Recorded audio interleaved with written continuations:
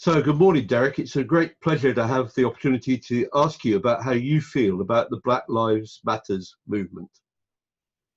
Morning, Harold. Yeah, thanks for the question. It's certainly is a wake-up call for a lot of people around the world. We've seen very ugly events, but these events are not new. There's a mixed reaction to it, and a reaction which, to some extent, is very encouraging, because people in the world across race barriers and across cultures and religions are standing up against injustice and standing up against things that have been around for a long time, the wrongs in society, racism, etc. And so, that's the good part of it. Obviously, when events like this arise, you also see the worst side of humankind, and you see negative reactions and reinforcement of racial attitudes. But I think the dominant position that we're seeing globally is people standing up against injustice, against unfairness, and that's a very good thing.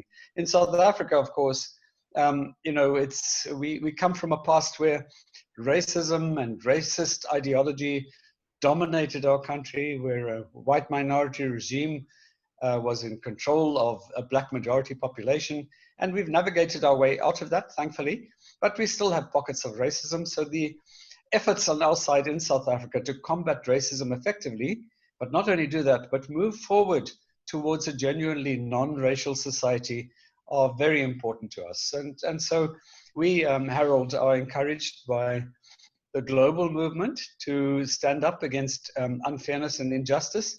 And from our side, we are taking up this issue very vigorously. I think that, Derek, you're absolutely right. One of the key issues here is the issue of justice, isn't it? And people are beginning to use that language now around climate change, food security, and so on. And maybe that is the way to unite these different movements around a global struggle for justice. Absolutely. I mean, slogans like "no peace without justice" become quite dominant, because that's what it is about. It's about equal treatment of people. It's about elimination of prejudice and discrimination.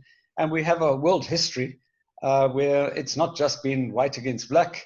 In Germany, it was effectively, if one wants to use racial terms, it was white people who killed off more than 6 million other white people in Germany.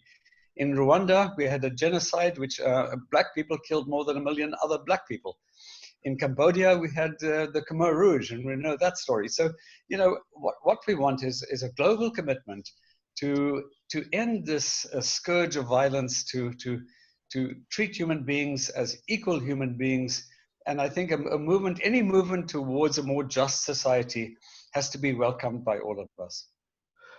Thanks very much, Derek, for that. Very inspiring.